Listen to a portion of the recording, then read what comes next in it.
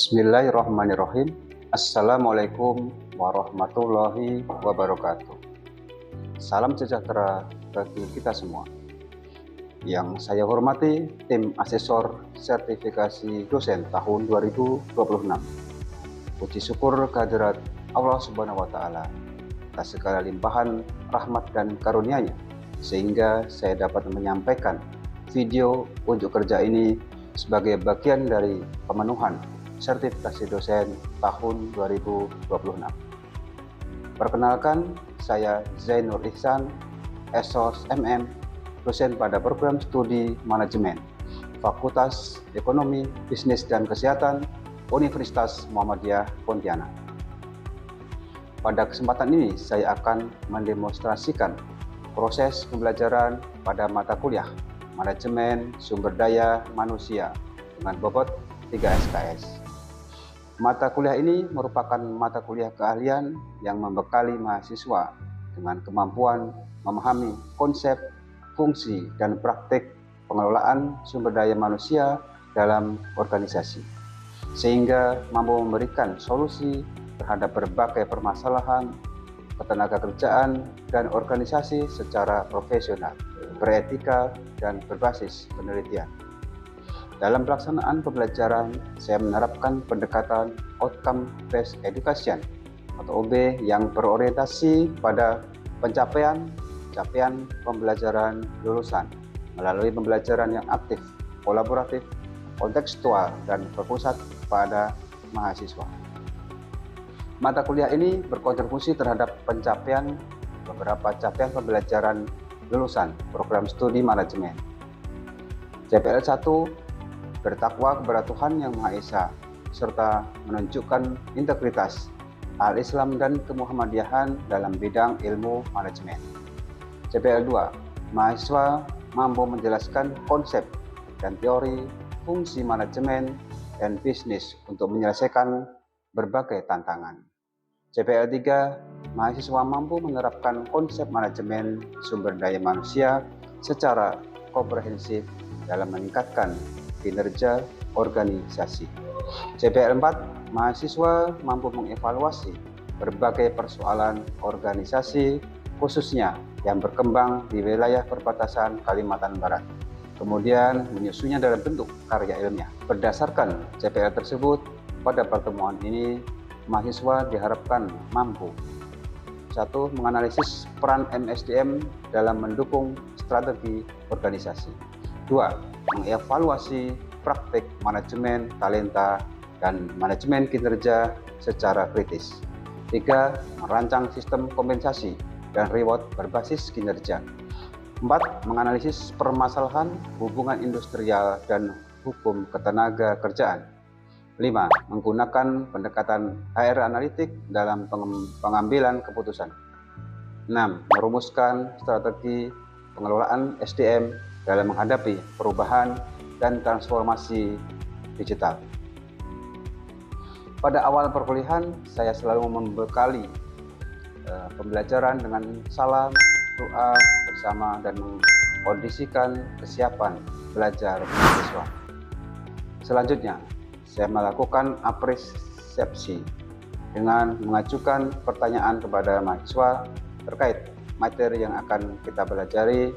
Pokok bahasan dalam mata kuliah ini diantaranya perencanaan SDM, analisis jabatan, rekrutmen dan seleksi, penempatan tenaga kerja, pengembangan kompetensi, manajemen kinerja, serta evaluasi efektivitas pengelolaan sumber daya manusia. Selain itu, saya mengintegrasikan nilai-nilai al-Islam dan kemuhammadiyahan melalui penanaman nilai amanah, kejujuran, profesionalisme, keadilan, kerjasama, serta etos kerja Islami dalam setiap proses pengambilan keputusan manajerial. Untuk mendukung pembelajaran digital, saya memanfaatkan Learning Management System, Google Classroom, aplikasi kuis interaktif, serta berbagai sumber belajar elektronik sehingga mahasiswa dapat belajar secara fleksibel baik di dalam maupun di luar kelas. Penilaian dilakukan secara autentik melalui asesmen formatif dan sumatif. Aspek yang dinilai meliputi sikap dan etika akademik, keaktifan dalam diskusi, kemampuan berpikir kritis, kemampuan presentasi, kemampuan menyusun laporan ilmiah, penugasan individu, penugasan kelompok, ujian tengah semester, dan ujian akhir semester. Rubrik penilaian telah disampaikan sejak awal perkuliahan, sehingga mahasiswa memahami indikator keberhasilan yang harus dicapai. Saya juga memberikan umpan balik secara berkala agar mahasiswa mengetahui kelebihan serta aspek yang masih perlu diperbaiki. Pada akhir pembelajaran, saya bersama mahasiswa menyimpulkan materi yang telah dipelajari. Saya memberikan kesempatan kepada mahasiswa melakukan refleksi mengenai pengetahuan baru yang diperoleh, serta bagaimana penerapannya dalam dunia kerja. Sebagai tindak lanjut, mahasiswa diberikan tugas melakukan analisis terhadap praktik pengelolaan sumber daya manusia pada sebuah organisasi di lingkungan sekitar dan menyusunnya dalam bentuk laporan ilmiah sederhana sebagai bentuk implementasi teori ke dalam praktik. Saya menutup pembelajaran dengan memberikan motivasi agar mahasiswa terus mengembangkan kompetensi serta mampu menjadi lulusan yang unggul, adaptif, dan memberikan kontribusi nyata bagi pembangunan masyarakat, khususnya di wilayah Kalimantan Barat. Berikut adalah demonstrasi dari cuplikan pelaksanaan pembelajaran mata kuliah Manajemen Sumber Daya Manusia yang saya laksanakan sebagai bagian dari implementasi Tridharma Perguruan Tinggi. Billahi taufiq wal hidayah. Wassalamualaikum warahmatullahi wabarakatuh. Assalamualaikum warahmatullahi wabarakatuh.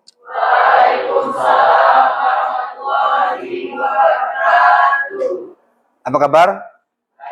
Baik, alhamdulillah sehat semua ya. Baik, untuk pagi hari ini kita akan melaksanakan perkuliahan Manajemen Sumber Daya Manusia. Tapi sebelum kita mulai perkuliahan, kita akan berdoa terlebih dahulu ya. Untuk ketua kelasnya silakan untuk memimpin doa. Bismillahirrahmanirrahim. Sebelum memulai mata kuliah pada hari ini, marilah kita berdoa menurut agama dan keyakinan kita masing-masing. Berdoa mulai.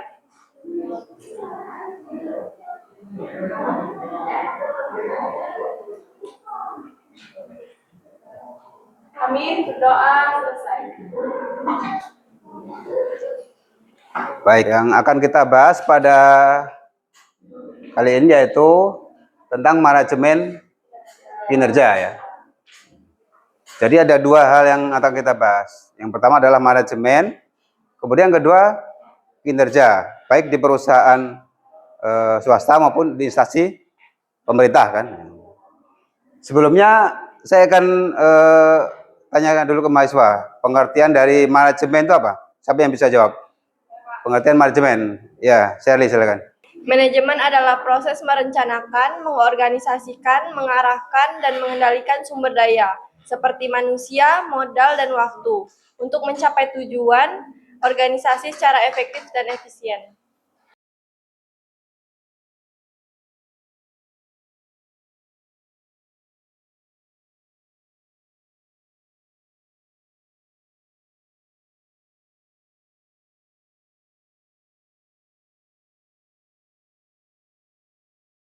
Betul nggak jawabannya? Kemudian yang kedua kinerja kan, pengertian kinerja itu apa? Ada yang bisa jawab? Ya silakan. Jadi kinerja adalah tingkat keberhasilan seseorang dalam menyelesaikan pekerjaannya. Baik, saya sudah jawab ya pengertian manajemen, kemudian ada pengertian kinerja ya. Nah, sekarang apa yang dimaksud dengan pengertian manajemen kinerja ya? Nah, silakan. Menurut saya itu pengertian manajemen kinerja adalah proses berkelanjutan dan sistematis yang dilakukan oleh organisasi untuk merencanakan, mengukur, menilai, mengembangkan, serta meningkatkan kinerja karyawan dan tim agar selaras dengan tujuan, visi, dan misi organisasi. Baik, kita lanjutkan ya. Kemudian manajemen kinerja. Manajemen kerja atau performance manajemen.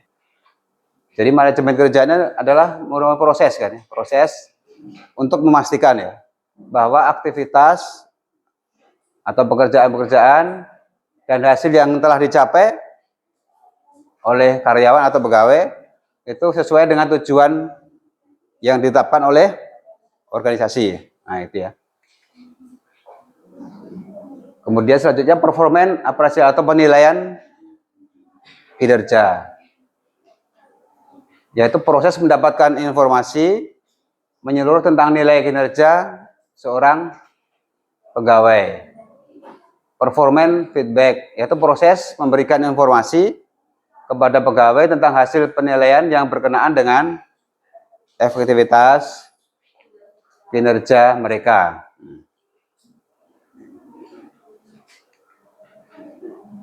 Kemudian selanjutnya performance atau kinerja. Jika kamu tidak bisa mendefinisikan kinerja, maka kamu akan kesulitan untuk mengukur atau memanage. Ini menurut Armstrong tahun 1998. Nah, kinerja ini adalah rencana yang diinginkan versus hasil atau konkret kan ya.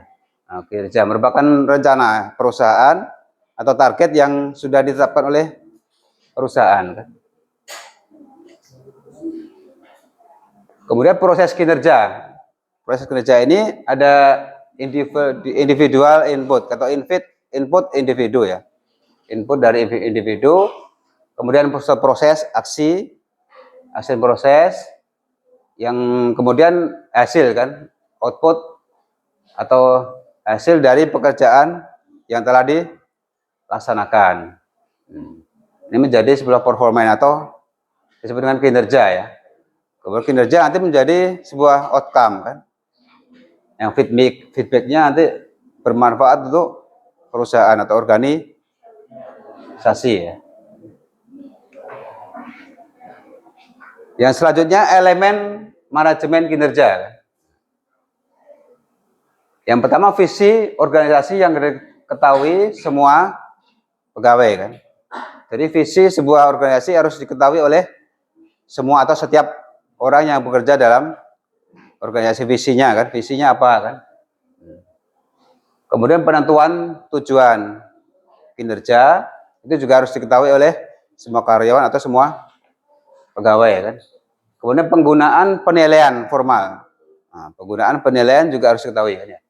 Kemudian elemennya yang terakhir menghubungkan evaluasi kinerja dengan pengembangan pegawai.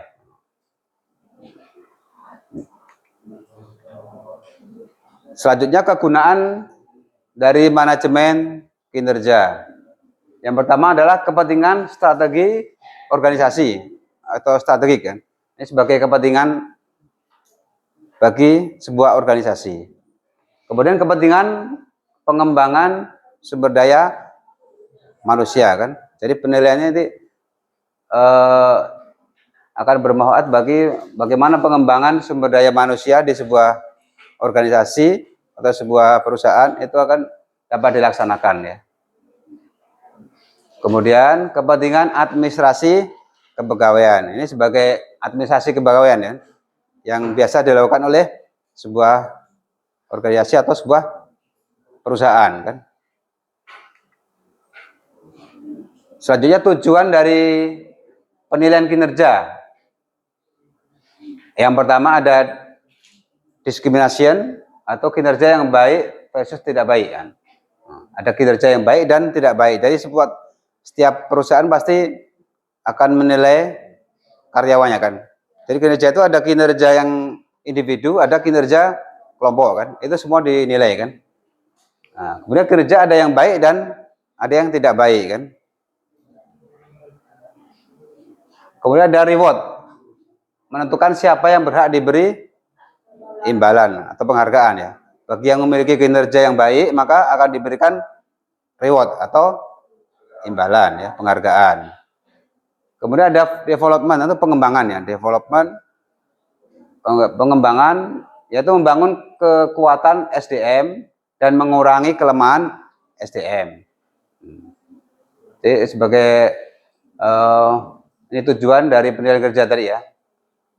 Kemudian yang terakhir feedback, yaitu mengkomunikasikan hasil penilaian kepada pegawai. Jadi penilaian yang sudah dilakukan oleh pimpinan tadi dikomunikasikan kepada pegawainya kan.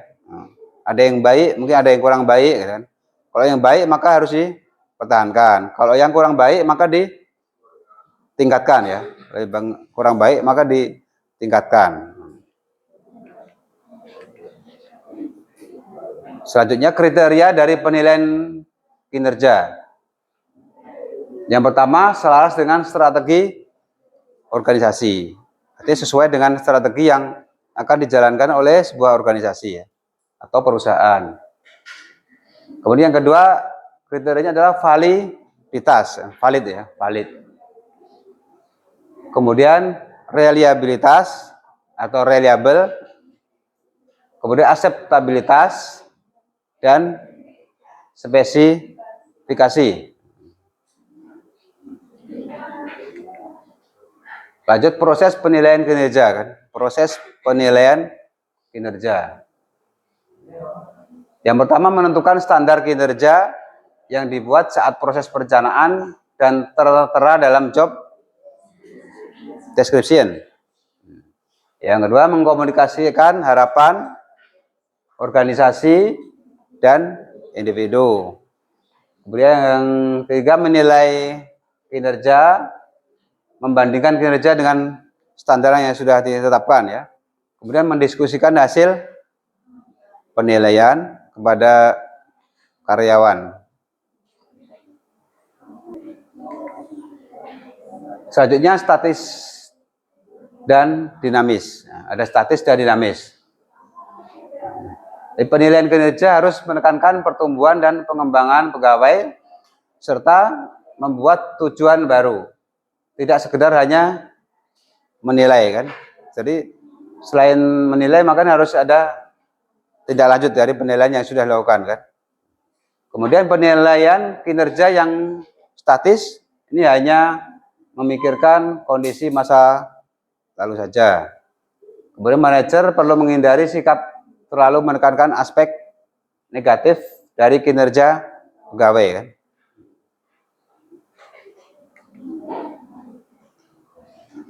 Selanjutnya catatan penilaian kinerja kan. Catatan penilaian kinerja yang pertama menentukan tujuan kan. Tujuan dari kinerja, mendefinisikan level kinerja, kemudian mendiskusikan hasil penilaian, kemudian identifikasi kebutuhan pelatihan dan pengembangan. Ini sebagai feedback dari penilaian tadi kan.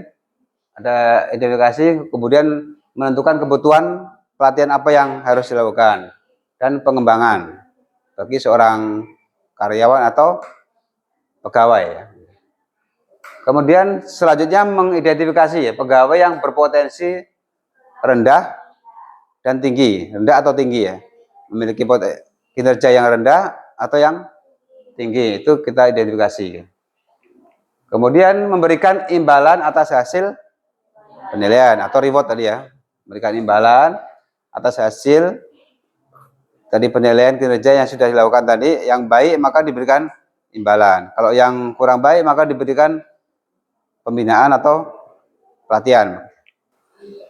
Sampai di sini bisa dipahami ya. Jadi yang dimaksud dengan penilaian kinerja tadi apa? Jadi penilaian kinerja itu adalah suatu proses yang dimana menilai bagaimana kinerja karyawan ataupun kualitas karyawan. Apakah sudah sesuai dengan tujuan dari organisasi tersebut ataupun tujuan dari suatu perusahaan. Baik, kita lanjutkan ya. Selanjutnya, ini catatan penilaian kinerja. Yang pertama menentukan tujuan ya, menentukan tujuan. Yang kedua mendefinisikan level dari kinerja. Kemudian ketiga mendiskusikan hasil penilaian kinerja. Kemudian mengidentifikasi kebutuhan pelatihan dan pengembangan. Ya. Mengidentifikasi kebutuhan pelatihan dan pengembangan berdasarkan hasil penilaian kinerja yang dilakukan oleh seorang pimpinan ya. Kemudian mengidentifikasi pegawai yang berpotensi kinerjanya rendah atau tinggi. Jadi ada dua kemungkinan, kinerjanya tuh bisa rendah atau bisa tinggi, bisa baik atau bisa kurang baik atau buruk. Nah, kemudian memberikan imbalan atas hasil penilaian. Jadi seorang pimpinan perusahaan maka wajib memberikan imbalan atau kompensasi ya bagi karyawan atau pegawai yang memiliki kinerja yang baik ya. Kalau bagi yang memiliki kinerja yang kurang baik maka harus diberikan apa? Pelatihan, ada pembinaan pegawai agar kinerjanya semakin baik. Nah, gitu. Kemudian selanjutnya ada diskusi hasil penilaian. Nah, ini hasil penilaian kerja tadi perlu didiskusikan. Artinya ini mendiskusikan kepada karyawannya ya, mendiskusikan kepada karyawan atau pegawainya kan. Jadi manajer ini harus punya pengetahuan tentang pekerjaan dan kinerja pegawai yang bersangkutan kan. Jadi untuk mengetahui perlu menilai kan, perlu ada instrumen penilaian kepada pegawai atau karyawan sehingga seorang manajer atau seorang pimpinan itu mengetahui kan bahwa si A ini kinerjanya baik atau kurang baik. Itu seorang manajer atau pimpinan harus mengetahui kan dengan melalui proses penilaian kinerja yang dilakukan kan dengan berbagai instrumen atau metode yang dilakukan tadi ya. Kemudian dukungan manajer terhadap pegawai ya. Dukungan manajer terhadap pegawai ini banyak. Dukungannya bisa berupa dukungan secara moral, psikologis, dan dukungan secara teknis ya, pekerjaan. Kemudian keterlibatan manajer dalam diskusi hasil penilaian kerja. Jadi hasil yang sudah dinilai tadi maka didiskusikan dengan antara manajer, pimpinan dengan karyawan atau pegawai. Yang selanjutnya ini karakteristik proses performan atau feedback yang efektif. Yang pertama ada timbal balik atau feedback yang sering muncul. Feedback timbal balik ya antara seorang manajer dengan karyawan. Kemudian konteks feedbacknya, kemudian self rating atau rating individu ya. Kemudian partisipasi dalam diskusi, kemudian pemahaman tentang kinerja, kemudian fokus pada pemecahan masalah. Jadi diskusi tadi berfokus pada pemecahan masalah yang dihadapi oleh seorang karyawan atau perusahaan. Kemudian fokus feedback atas perilaku atau hasil kinerja. Yang selanjutnya meminimalisir kritisisme kan. Kemudian menentukan tujuan baru berdasarkan hasil kinerja yang dilakukan. Selanjutnya hukum legal. Ini terkait dengan yang pertama dokumentasi hasil perlindungan hukum kepada karyawan mestinya ya. Kemudian tidak boleh menutupi kegagalan kinerja kan. Jadi kinerja itu harus dibuka kan secara transparan kan. Kinerjanya tadi baik atau buruk, tinggi atau rendah itu harus dibuka. Tujuannya untuk meningkatkan tadi kan, untuk meningkatkan kinerja yang bagi yang buruk maka harus ditingkatkan melalui proses pembinaan, pelatihan dan sebagainya. Kemudian tanggung jawab manajer terhadap pegawai dengan kinerja yang buruk. Ini manajer harus bertanggung jawab kan. Bagi karyawan yang memiliki kinerja yang buruk maka itu juga merupakan tanggung jawab bagi seorang manajer ya untuk memperbaiki tentunya kan ke depan. Kemudian peringatan dahulu, ada peringatan kan sebelum pemecatan kan. Ini kalau ada proses PHK atau pemecatan kepada karyawan yang memiliki kinerja yang buruk, maka itu harus ada peringatan terlebih dahulu kan. Ada SP1 atau SP2 misalnya kan. Nah, itu baru nanti baru pada tahap pemecatan atau PHK. Kemudian selanjutnya peluang yang adil dan sama buat semua kawan, semua karyawan ya atau pegawai kan. peluang yang adil, dan perlakuan yang sama. Jadi tidak bisa membeda-bedakan antara satu karyawan dengan karyawan atau pegawai satu dengan pegawai, ya itu harus perlakuannya harus sama kan. Kemudian pemberhentian kepegawaian. Jika sudah ada SP tadi peringatan, maka ada proses pemberhentian pegawai atau karyawan. Selanjutnya, ini perlu diingat, penilaian kinerja adalah program manajemen, bukan hanya sekedar tanggung jawab Departemen SDM, tapi ini adalah proses keseluruhan manajemen kan yang sudah dilakukan kan. Ini sebagai implementasi dari fungsi-fungsi manajemen sebuah organisasi kan. Nah, kita sudah tahu kan ada fungsi manajemen kan. Ada unsur manajemen, ada fungsi manajemen. Nah, coba siapa yang bisa menjelaskan apa itu fungsi manajemen kan? Menurut saya, fungsi dari manajemen yaitu rangkaian proses dasar dalam mengelola suatu organisasi atau suatu perusahaan meliputi perencanaan, pengorganisasian, pengarahan, dan pengadilan untuk mencapai tujuan secara efektif dan efisien.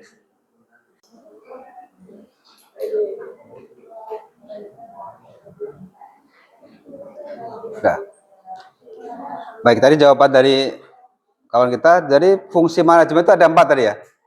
Yang pertama ada planning atau perencanaan. Nah, yang kedua ada pengorganisasian atau organizing. Yang ketiga ada actuating ya, itu pengarahan ya. Dan yang keempat ada controlling atau pengawasan. Yang pertama tadi pengawasan, perencanaan dulu ya. Perencanaan itu terkait dengan perencanaan, terkait salah satu adalah merencanakan target kinerja sebuah perusahaan yang akan dilaksanakan. Itu. Kemudian pengorganisasian atau organizing itu adalah pengorganisasian kan, pembagian tugas atau pembagian peran dalam sebuah organisasi atau perusahaan kan. Kemudian actuating ini pengarahan kan, ini tugas manajer dalam memberikan arahan kepada karyawan atau pegawai terkait dengan tugas-tugas yang akan dilakukan oleh pegawai sesuai dengan perencanaan tadi kan. Nah, yang terakhir adalah pengawasan atau controlling kan. Pengawasan ini fungsi manajer yang harus dijalankan, bagaimana pekerjaan itu bisa sesuai dengan, sudah sesuai atau belum dengan tadi kan perencanaan yang dilakukan. Baik, lanjut.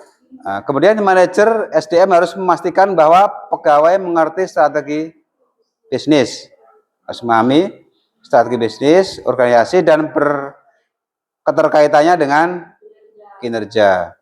Yang terakhir harus ada persepsi kesetaraan dan keadilan terhadap proses penilaian atas semua karyawan. Itu yang sudah kita bahas ya tentang penilaian kinerja pada hari ini,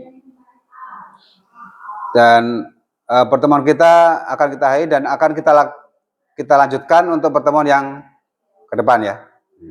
Kita akhiri dengan baca hamdalah. Alhamdulillah. Assalamualaikum warahmatullahi wabarakatuh.